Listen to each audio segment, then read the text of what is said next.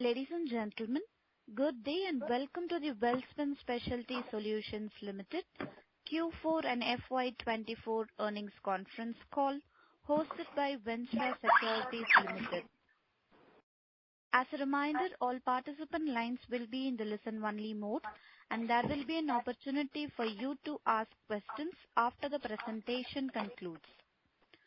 Should you need any assistance during the conference call, please signal an operator by pressing star and then 0 on your touch-tone phone. I now hand the conference over to Mr. Tushar from Welspun Securities Limited. Thank you and over to you, sir. Hi, thank you so much. On behalf of Welspun Securities, I welcome you all to the Q4 and FY24 conference call of Welspun Specialty Solutions Limited. With this, I now hand over the call to Mr. Salil Pava for his opening remarks. Thank you, and over to you, sir. Thank you, Tushar, and good morning to all of you, and welcome to the Q4 and FY24 results earnings call for Welspun Specialty Solutions Limited. I welcome all of you to the company's Q4 and FY24 results earnings call. Along with me, we have with us today Mr. Anuj Burakia, who is the Chief Executive Officer and Whole-Time Director. I have Mr. Brijveer Singh, the Chief Financial Officer of WSSL, and Gautam Chakraborty, who heads Investor Relations for Welspun Corp Limited. We hope you have had a chance to review the investor presentation that we filed with exchanges on April 26th. During today's discussions, we may be making references to the presentation and the numbers which have already been shared. Would request all of you to please take a moment to review the safe harbor statement in the presentation. As usual, we will start today's discussion with opening remarks by our leadership team. Post that, we will open the floor for your questions. After the call, if you have any further queries that still remain unanswered, please feel free to reach out to any one of us. With this, I would now hand over the floor to Anuj, Chief Executive Officer and Whole-Time Director. Over to you, Anuj. Thank you, Salil. Good morning, everyone. I am pleased to welcome you all to the Q4 and Financial Year 24 earnings call of Welspun Specialty Solutions Limited. I'd like to start today's discussion highlighting some global macroeconomic aspects. Global economy continues to face multidimensional challenges, including geopolitical events in certain parts of the globe. Situation has led to interest rate hikes in order to counter inflationary trends, limited new asset creation, and high logistics cost, etc. This resulted into limiting of overall economic activity and thus limiting growth. Central banks have exhibited great resilience and continue to take the measures necessary to optimize the balance of growth and inflation. IMF, in its latest World Economic Outlook of April 2024, has estimated overall global growth of about 3.2% for the year 2023 and has projected continuation of growth at similar pace during 2024 and 2025 as well. Despite the global scenario, India continues to maintain its position as the fastest growing major economy in the world. IMF has revised India growth projection for 24 upwards to 6.8% and pegged for 2025 at 6.5%. The Reserve Bank of India, however, expects an average growth rate of 8% registered between 21 to 24 can sustain owing to underlying strong fundamentals. RBI's assumptions are based on government's focus on building world-class infrastructure, strong ecosystem for high-end manufacturing industry, skilled workforce, and leadership position in services, which RBI considers as strong factors and strength to generate opportunities over the next few decades. Talking about our markets, as I highlighted, export markets are a bit slow and cautious for understandable reasons. The Red Sea crisis is yet to be resolved further affecting the shipment time and logistics costs as well. The positive aspect is our customers continue to support us with regular business owing to strong relationship and serviceability. So to say, remaining warm and prepared for better volumes and value, soon we see market scenario turning better. As highlighted during our previous Q3 call, I would like to reiterate that we continue to receive encouraging product acceptance in terms of wide grade and size ranges, leading to adding new customers and enhancing business with existing customers. During financial year 24, the company added 45 new customers to its list. I can confidently say that the company is gradually strengthening its position as one of the key players in niche stainless and nickel product segment. The company will continue to focus on geography and territory expansion during coming years as well. While export markets are of great essence for business, let me reaffirm our sharp focus on domestic market as well. Robust thrust and budget allocation for infra projects and key sectors like power gen, energy, defense, space, etc., which are some of the prime play arenas for our products, reinforced with Make in India policy, will very strongly benefit our company and also the domestic industry at large. We can clearly see superlative opportunities for the company going forward. Let me now take you through some key highlights of the operational and financial results for the financial year 2024. During financial year 24, SS Steel product sales volume rose by more than 130% year-on-year to about 15,900 tons. Similarly, pipes and tubes sales volume rose by about 18% to 4,800 tons. Stable order book throughout the year. The order book at the end of the year stood at over 4,100 tons, valued at about 166 crores. Total income of financial year 24 increased by 66% year-on-year to rupees 718 crores, and EBITDA more than doubled year-on-year to 77 crores. During Q4 financial year 24, total income stood at about 156 crores and EBITDA stood at about 17 crores. Considering the profit earned during the year and expected future profitability, following the prudence and relevant accounting standards, the company has recognized additional deferred tax asset of rupees 33.9 crores during Q4. Accordingly, profit after tax for financial year 24 stood at around rupees 63 crores against loss of about rupees 14 crores during financial year 23. Financial year 24 return on capital employed stood at about 19% compared to less than 1% during the last year. I am happy to emphasize that by pursuing a well-defined business transformation strategy, Welspun Specialty could achieve a complete turnaround during financial year 24, witnessing first year of consistent profitability.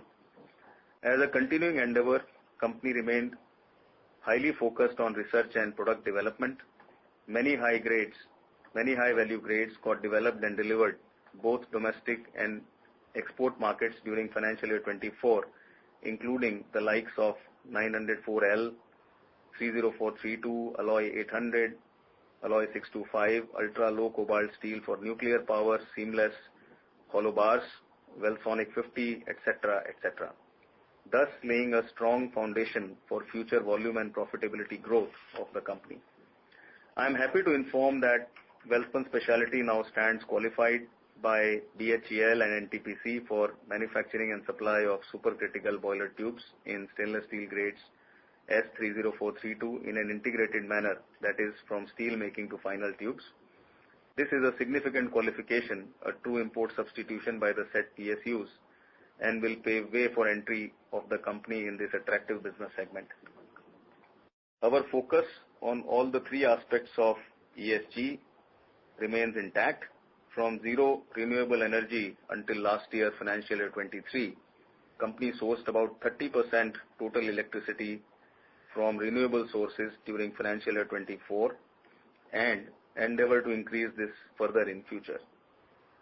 The company achieved zero water discharge and are committed to zero waste to landfill in our manufacturing facility. As we move forward, I can clearly see the company gradually firming up its position based on strategy and the strong foundation created during financial year 24. So with this, I would request the moderator to open the floor for questions and answers. Thank you, sir. Ladies and gentlemen, we will now begin the question and answer session. If you have a question, please press star and 1 on your telephone keypad and wait for your turn to ask the question. If you would like to withdraw your request, you may do so by pressing star and 1 again. Ladies and gentlemen, if you have any question, please press star and 1 on your telephone keypad. We will wait for a moment while the question queue assembles. First question comes from Pradeep Rawat from Yogya Capital. Please go ahead. Hi, am I audible? Yes, Mr. Pradeep. Morning. Okay. Thank you for the opportunity, first of all. And my first question is regarding the seamless pipe division. Do we sell both high pressure tubes or as well as specialized tubes? So on the seamless pipe, we employ the superior hot extrusion method of making seamless pipes, and which is the ultimate process of production, and that's why we produce all kinds, including high pressure and all kind of critical tubes. In fact, we have supplied during one of the quarters in last year a tube project in export of very critical grade and which was tested at very, very high pressure of some 16,000 psi or something. Yeah. Okay. So can you give the breakout of the end market that you serve in the seamless division? It's really difficult to give the breakup of the end market, but few of the sectors that that I spoke about, these are the major sectors, and the distribution will always keep on varying depending on which sector has how much volumes to offer. So it's widely spread out, I would say, right from energy in various forms like nuclear and oil and gas, and then fertilizer, and then shipping and defense, space, standard schedule pipes for chemical industry, and for the hygiene industry like food and dairy and pharmaceutical. So it's quite widespread out. Okay. So my second question is regarding the demand outlook that you foresee for the seamless tube market. So demand outlook, Mr. Pradeep, we are very bullish on the demand side of seamless pipes and tubes. And in that, let me also say that this bullishness is also coming out of the Indian domestic demand, which is really robust at this point in time and is expected to remain so. The energy sector, wherein a huge amount of power projects have already been brought on stream by various agencies, including the NTPC and the state power utilities, we see a huge demand coming in seamless pipes and tubes in the country. Yeah. Okay. That's all from my side. Thank you. Thank you so much. Thank you. Ladies and gentlemen, if you have any question, please press star and 1 on your telephone keypad. Next question comes from Saket Kapoor from Kapoor & Co. Please go ahead. Yeah. Namaskar, sir, and thank you for this opportunity. Firstly, sir, yes. Sir, firstly, if you could give the timeline for the execution of our order book, the closing order book, what is the executable period? So, generally, Mr. Saket, the orders are, basis the customer requirements and also what we execute is not always out of the order book that, we had 1 month back. So it is always a mix of the order book, which is carried and also, orders which are booked in the current period. So, some projects, for example, if you book an order, maybe for a delivery in 6 months, some could be for a delivery in 8 months and some could be for a delivery in 30 days. Correct. So it's always like that. And I think generally, as we are progressing, our order book consistency is about 2 to 3 months, and which I am sure with time will, increase from here. So on the base of the sales volume or the tonnage we did for last year, what kind of growth can we anticipate on a ballpark number, just on the volume front, in terms of the bid pipeline and also the current execution cycle? I would think it, I would definitely expect something like a 20 to 30%, overall growth for us during this year, and that is what definitely is being there on our target. And what is our current utilization level, sir?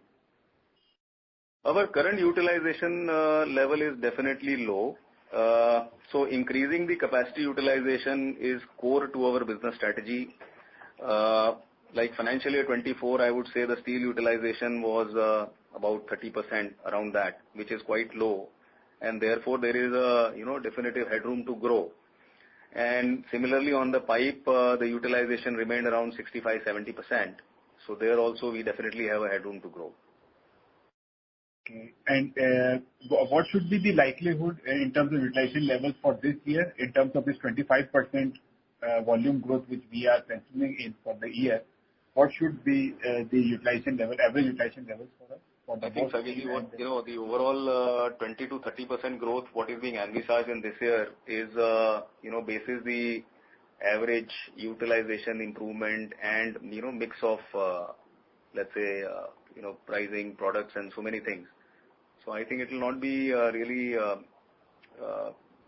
prudent to say that, precisely this much utilization will increase in steel or pipe. So let's say overall we are looking at 20 to 30%, growth on our revenue. And sir, small point on the... I'm sorry to interrupt you, sir. Ma'am, I'll join the queue? Yes, sir, please. I'll do that. Please give me an opportunity again.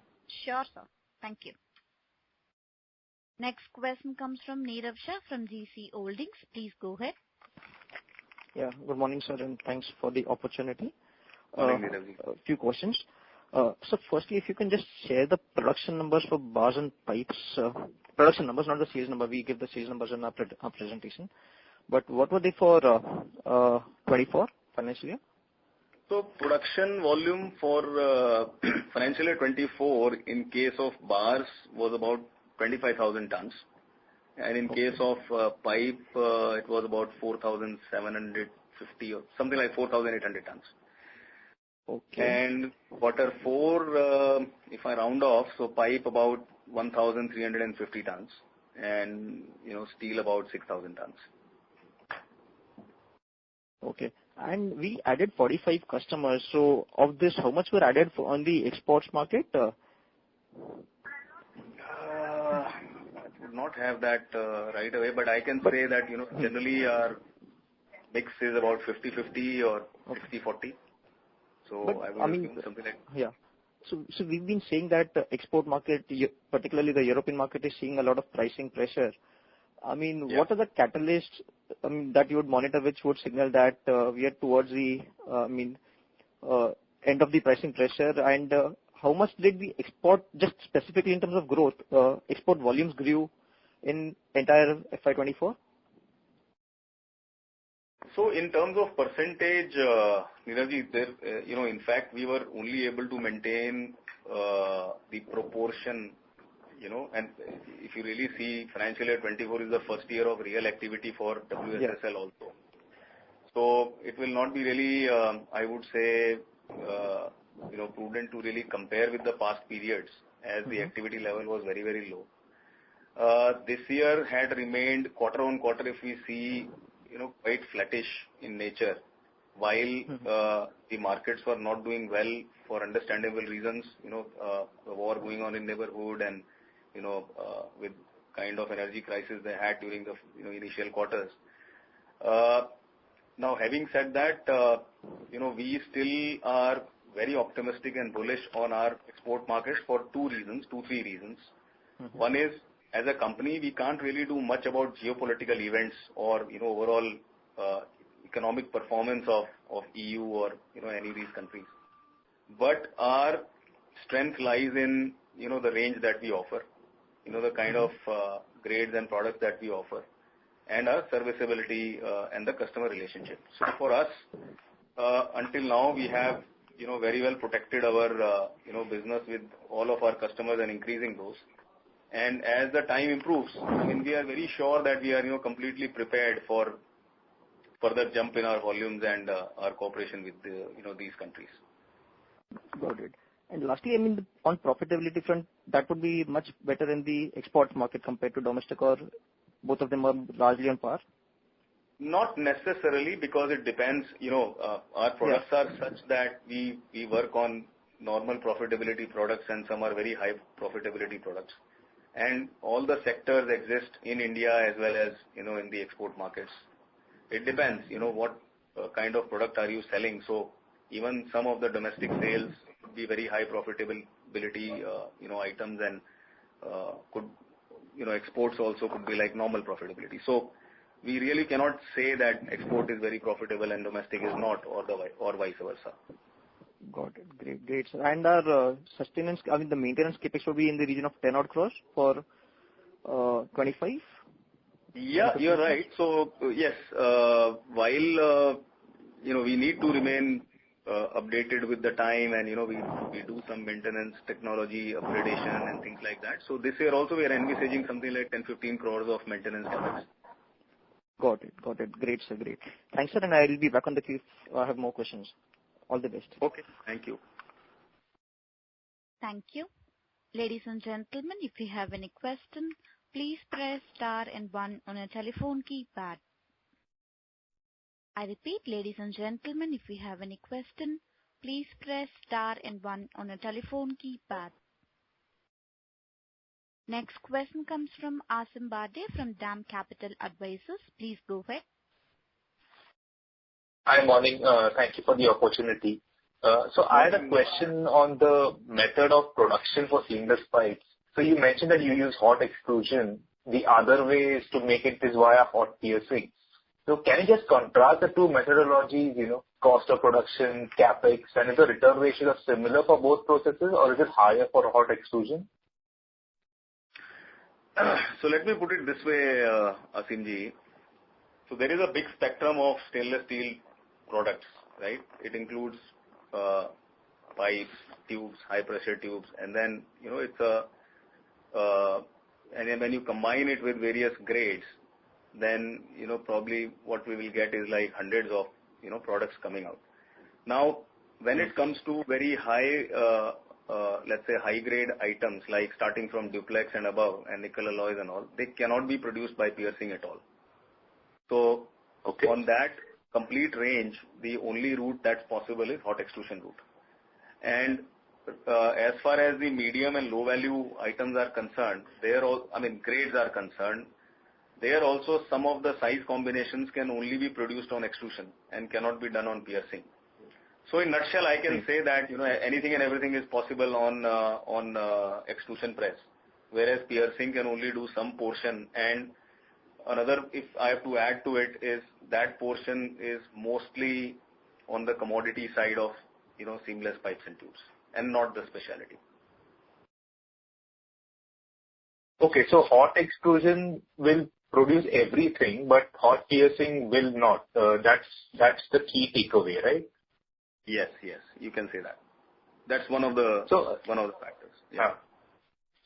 So tell me one thing. The market that you just called commoditized on the side of hot piercing, does that even interest you to look at, maybe since the target customer would be the same, even the product may be different, would you be, open to consider exploring the hot piercing route because you serve the purpose of the customer of certain products, and it comes as a cost-effective way in terms of production, you can sell it cheaper, but increase your addressable market or maybe wallet share at existing customer. Is that a thought that you would have considered? I think it's too early to really think on those lines because first of all, we have our own capacity which still has a lot of headroom. And, our first focus is to grow within that. And while we have a lot of scope to grow on value added and, niche products, I think first the value growth and within the volume that we can grow within our own installed capacity is the first priority before we really look at, going into the next volumetric growth by making investments into a new mill or something like that. So that's not really a focus for us at this point in time, Simji. Sure, sir. So last question. You mentioned the production volume for pipes was 4,800 metric tons for the year. What would be the rough utilization as a percentage? About 60, of the existing capacity? About 60-65%. Yeah. Okay, got it. Thank you very much. Yeah. Thank you. Thank you. Next question comes from Rahil Shah from Crown Capital. Please go ahead. Yes. Hi, sir. Good morning. Am I audible? Yeah, morning, Mr. Rahil. Okay, yes. Hi. So firstly, you mentioned this overall growth you're expecting 20 to 30% FY25. Now, what can we expect in terms of margins, EBITDA margins going ahead? So if we look at the last year, in June quarter, first quarter, you did double-digit 12% margins. And then from there on, it kind of dropped to single digits. So what led to those high margins in first quarter? And so going ahead, quarter-on-quarter basis, can we again get back to those double digits? What will lead to those if it does? Very difficult question, Rahilji, but I can only probably respond to it directionally. So, there are two aspects that lead to, final EBITDA margins. One is how the external environment is, and second is your own, company's own mix of products. So, in both these aspects, I can tell you that as far as, the aspects which are internal to the, company is concerned, our mix of products keep on enriching, right? We are getting into wider range, wider value, and, wider spectrum. So, on that front, we are very clear and, we have a clear strategy in place. But on the external environment, I would put it this way that it is for the second reason that, we could protect our margins and our profitability. Otherwise, the environment outside in last 2 quarters specifically had been really challenging. So we will grow basis our strength of R&D, product development, and the range that we offer. And I would not be surprised, to be back to, better margins and, double-digit margins in times to come. Okay. So, other than external environment, you're completely sure about the range you are offering. Definitely has good margins to offer, but you still have a lot of it depends on the external environment. That's what you're saying. Yeah, that's right. Okay. And then getting back to the revenue overall growth you're expecting. So, what gives you the confidence? Because given the order book, 166 crores, which was a month back you mentioned, and then you keep adding orders. So, what is the pace at which you foresee to add orders? How has it been? So, how is the market right now? And so what will lead to such a revenue growth which you're envisaging? So, Rahilji, market, I would say, in export is flattish.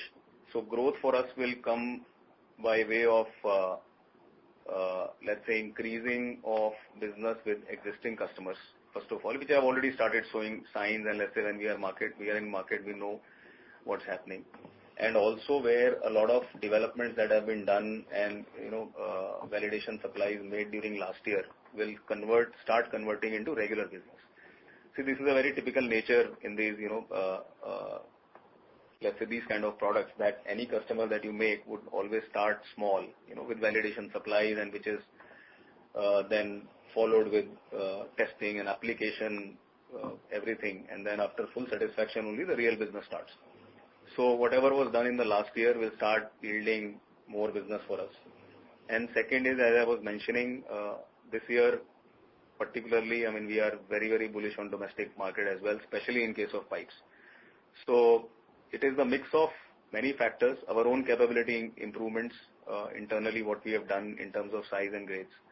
So when we look at all these factors, coming together, so this 20 to 30%, our expectation of growth is coming out from that. All right. And lastly, you've seen a good turnaround in 24. You have posted a profit for the whole year, including all the quarters as well. So now we can expect that to continue as well? Well, I'm definitely with you on that. And, I don't see any doubt why the company would not deliver profits. Mm-hmm. Okay. I'll get back into you. Thank you and all the best. Thanks. Thank you. Thank you. Next question comes from Radha Agarwala from B&K Securities. Please go ahead. Hello, sir. Thank you for the opportunity. Sir, wanted to understand that out of the 18,000 metric ton capacity that we have for pipes, so how much do we sell as hot finish pipes, and how much for cold finish, and what would be the margin difference between the two? So first is just a second. It is 10K, right? So first is if we look at the overall process, there are many steps involved in producing pipe, and they are all very critical and very sophisticated. So first of all, the capacity that we can talk about, if we do only the sweet spot product, is about 10,000 tons, not 18. But when you really look at the practical utilizable capacity when you are doing high value products and all, is further less. And that is how, we were saying at about 4,800 tons of business, the utilization is about 60-65%. So I would start from there. And then your question was regarding the margin. So I think yes. The pipe is very less. I would not have that number in front of me, but would not be a high percentage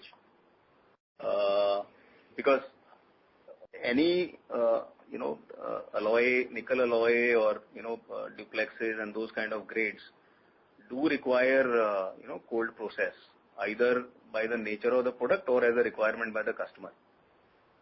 And that is what also adds value, to the product overall. But having said that, we do some amount of, hot pipes as well. But I think from the top of my head, I can say that will not be more than maybe 15-20%. Okay, so mostly it would be cold finish. Mostly it is cold finish, cold processed. And sometimes multi-stage of cold processing when it comes to, smaller tubes of very high pressure definition. And so margin difference between hot finish, cold finish, what would be the general difference in margin? Well, a nickel product, hot finish, will fetch much better margins than, a low grade cold finish product. So, I mean, there is no correlation if you ask me. As I was explaining in one of the earlier questions, that really doesn't determine that, hot is always lower.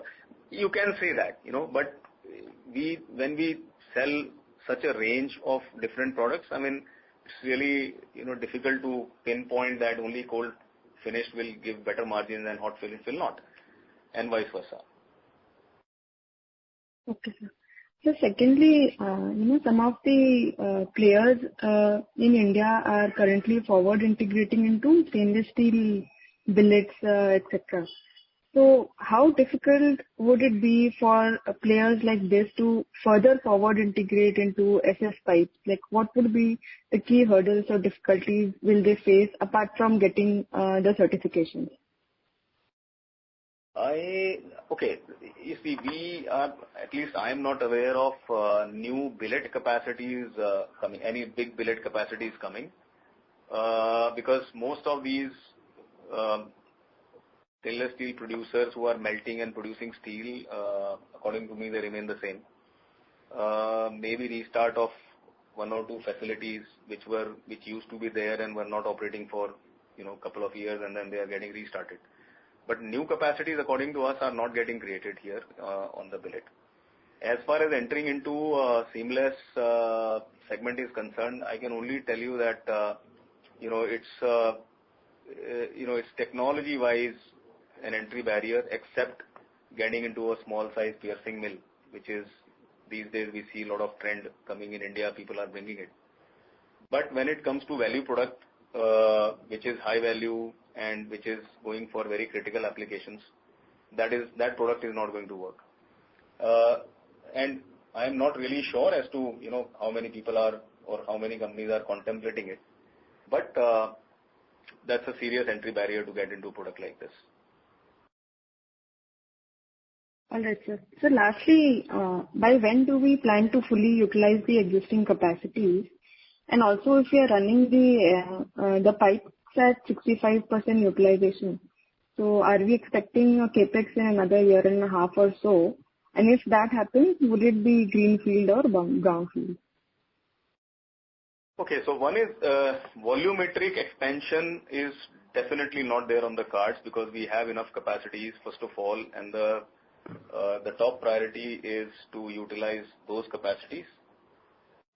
In pipe, we are confident that over the next 2 years we should be able to start hitting the utilization almost to what we have.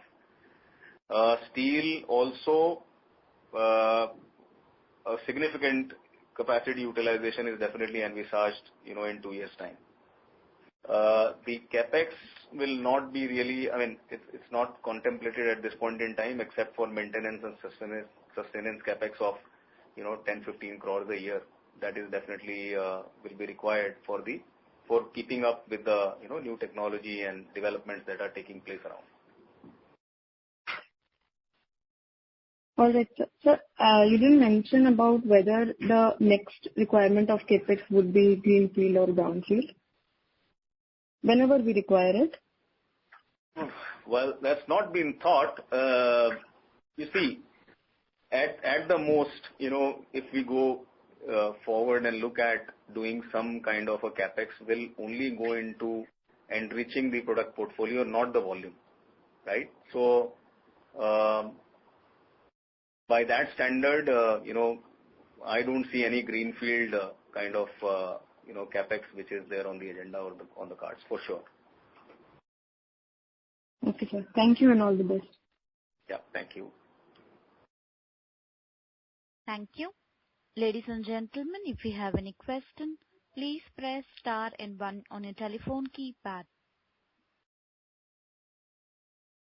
I repeat, ladies and gentlemen, if you have any question, please press star and 1 on your telephone keypad. Next question comes from Tushar Pendarkar from Welspun Securities Limited. Please go ahead. Thank you, sir. Thanks for the opportunity. Sir, I have a couple of questions. First one is related to tax. We are currently not paying tax, and we reported a tax gain in this quarter. So how much MAT credit do we have to utilize, and how many years it will take to utilize, and what would be the first tax rate which we will? Tushar, what are carried forward losses and unabsorbed depreciation as were reported in the last year balance sheet was about 670 crores.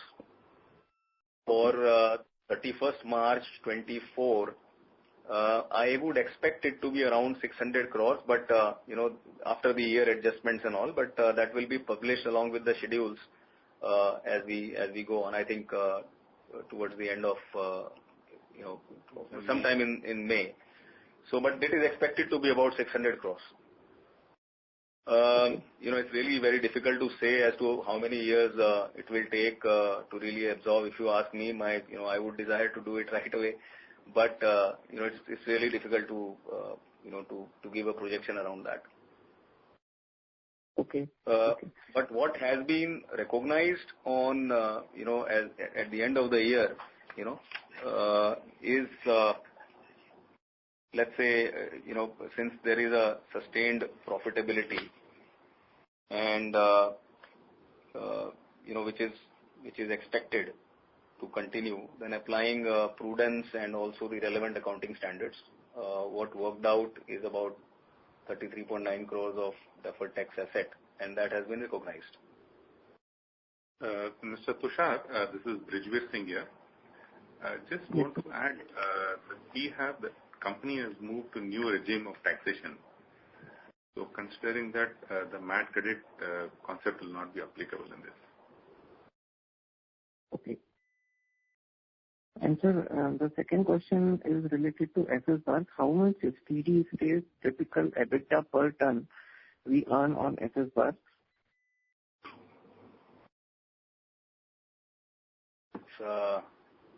I think that probably would not be really relevant because quarter on quarter it really swings. One is due to the movement of raw material and sales prices, which are not always aligned, and second is the product mix itself.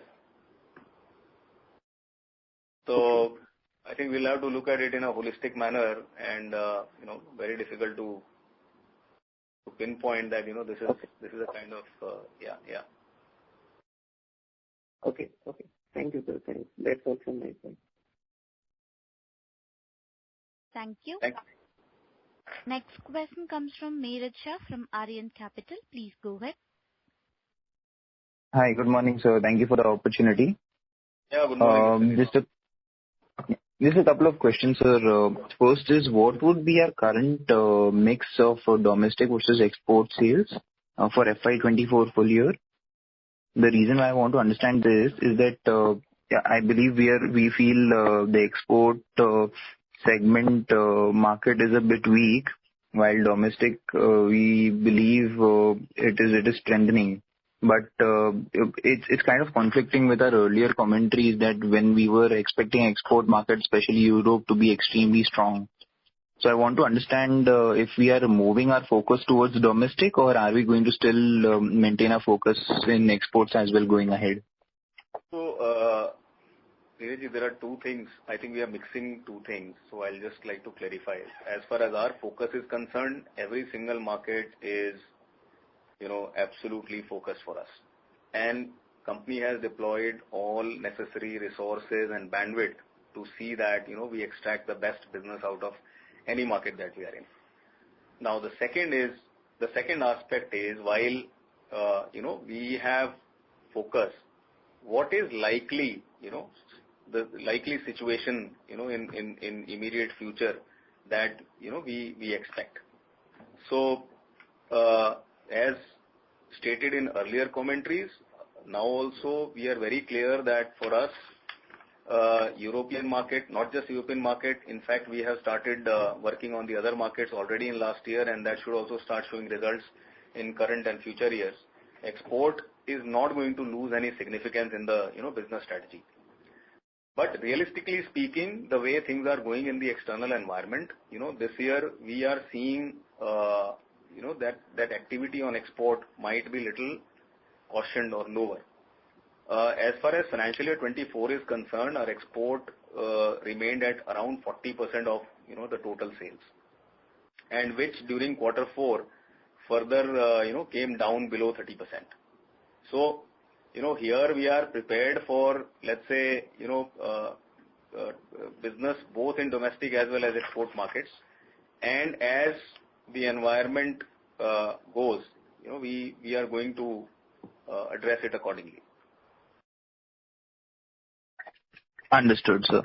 So for the current year, would it be fair to assume that domestic is looking more bullish than exports, and our domestic push would be higher, contribution would be higher? Our push is not going to change for anything. I mean, we will have equal amount of push. In fact, we need to also increase our capacity utilization. So maybe the increase might come more from domestic than from export, the incremental volumes. But, our focus is equal, whether it is domestic or export. On bars, of course, the overall consumption in domestic market is lower, and, you find major markets outside of India. And that is how, on the bar side, the export will be major focus, which was earlier the case and now also the case. So we can say that our annual proportion of export, we would expect to maintain at similar levels also during FY25. Okay, it would remain more or less in the same range, FY25. Okay, and my second question, sir. The scrap that we procure for raw material, is it domestically procured or do we import it? It's both. We buy domestic as well as we buy imports. There is no, fixed policy around that. Depends on the pricing terms and, from time to time, availability from various origins. Yes. Right. So, what would be the proportion between domestic and imported for FY24?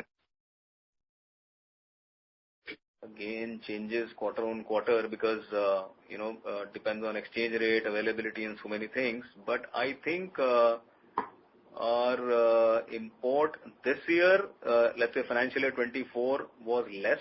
It was more from domestic market.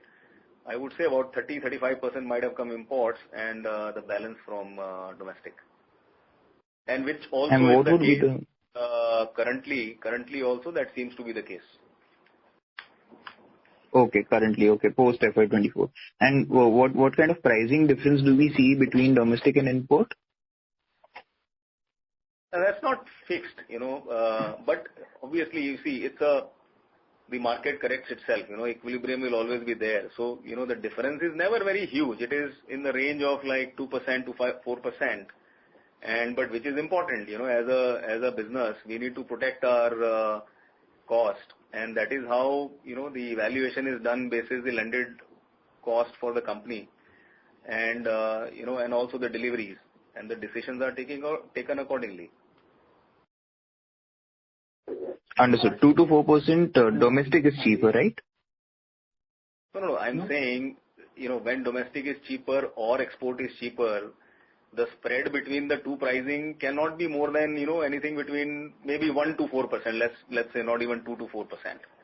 So it is not always. So when we are importing, which means that, the import is cheaper than domestic at times. So the situation keeps on changing. At this point in time, if you ask me today, we see domestic prices are little economical and about 2% cheaper than imports. Understood. Perfect. Thank you so much for answering questions, sir. Just one last thing. 20 to 30% growth that you said for guidance, is it value growth or volume growth? I think it's both. Okay, perfect. Okay. Thank you so much, sir, and all the best for the future. Thank you. Thanks, Neeraj. Thank you. Next question comes from Sailesh Raja from B&K Securities. Please go ahead. Thanks for the opportunity, sir. Sir, you mentioned we have replaced high-value imports product with the NTPC and other state-run utility companies. So how much overall import is still happening across all the user industries put together? So in which sector more imports are happening? What is our scope to win the business? So there we particularly meant, about the boiler tubing. And stainless steel boiler tubing up until now primarily was a matter of import. And because one, the capability was not there in the country and, that was the major reason. And the quantities that we see now and the erstwhile quantities was not that this high. It is now we are seeing that 100 plus gigawatt of, new power capacity is envisaged to be put over next few years, and that is how we are seeing flurry of demand, that is coming into stainless steel boiler tubing, and which is, up until now, it was all getting imported, which is now, like, for example, Welspun Specialty is approved for, these critical tubes, and similarly, couple of other companies will also get approvals. But there is enough business, and that is how we are also saying that, we are very bullish, not just for this segment, but also the other segments like space and nuclear power, which are showing very strong signs of growth, in next 2 to 3 years. Okay. In terms of volume, can you share for next 2, 3 years, what is the opportunity that we can replace? Well, it's, really difficult to say exactly in 1 year, 2 years time what will come. But, it may be in hundred thousands of tons coming over, next few years, like in next 7 to 8 years. Okay. Also, we are talking about the increasing the size range of the product. So what is the overall left out opportunity for us today? What is the size range that we have, and how much we are planning to increase? If we increase the size range, and what is the potential opportunity for us? And how do you see next 2, 3 years incremental volumes because of increasing the size range? I think that's second, third level kind of detailing, Shailesh, but what I can tell you is that, you see, we can go on increasing the sizes only up to the extent, the assets can accommodate. Okay. Now, earlier we were doing mostly up to 8-inch bars on the steel plant, and beyond that we were either getting forged or, doing from various different methods. As we speak, we have already expanded that capacity to about 12-inch, which will be done, completely in-house, and all the tooling and that capability is already built. And which is also giving us an edge, when it comes to, to our customers, because this size range is not very common. Not many mills offer these sizes, and mostly the other sources for these kind of sizes are either few European mills or the Japanese mills. So that's the reason we are saying that there is a certain range, which is unique to Welspun Specialty, and that is where our let's say value also is coming from. Okay. So last time you discussed on this Turkey market, you said it is one of the key market for us, and Turkey is seeing a lot of turbulence in the economy. So how do you see the near-term opportunity in this country? What is the opportunity here? And which sector? So last year, Turkey. Yeah, so Turkey volume-wise is a big market. There is no doubt about it. Last whole year, Turkey remained disturbed because of inflation, and you see the interest rates in Turkey went as high as 40-45%. I mean, unheard of. That's something very wrong with the country. But last, I would say 2-3 months, we are seeing that new normal has been found. We are seeing flurry of inquiries. In fact, we've been able to book the new orders, and if it remains in this same state or improve from here, I think Turkey will be back. Though in our scheme of things for this year, we are not keeping very high hopes on Turkey, but we are keeping a cautious eye and not lose an opportunity when it really comes. But in longer term, if you ask me, that's a very, very important market in terms of consumption base, and very suitable for the kind of range that we produce and what they need. Okay. So what is the size of this market? Well, only stainless steel, let's say the market which is relevant for us as a company, what we produce. I'm not going into the smaller size, I'm not going into the bigger size, and more or less what we can supply. I think Turkey imports close to 50 50 to 60,000 tons a year. Okay. Okay. Okay, sir. Thank you, sir. Yeah. Thank you. Thank you. Due to time constraint, this will be the last question for the day. Follow-up question from Asim Bade from DAM Capital. Please go ahead, sir. Yeah, sorry, my questions have been answered. Thank you. Okay. Thank you, sir. Ladies and gentlemen, I would now like to hand over the floor to the management for closing comments. We look forward. Thank you so much. We look forward to improve our performance and market positioning by way of increasing penetration in niche and value-added segments and products. We believe this will also help insulating the business risks during challenging external environment.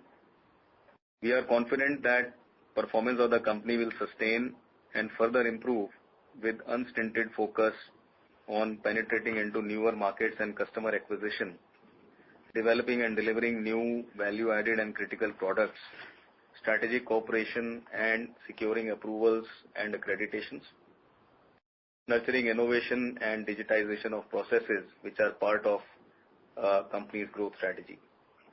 I hope we have been able to address your queries. For any further questions, please feel free to get in touch with our investor relations desk. Once again, I thank you for attending today's discussion and look forward to meeting you again soon. Thank you very much. Thank you, members of the management. Ladies and gentlemen, on behalf of Ventura Securities, this concludes your conference. Thank you for joining us, and you may now disconnect your lines.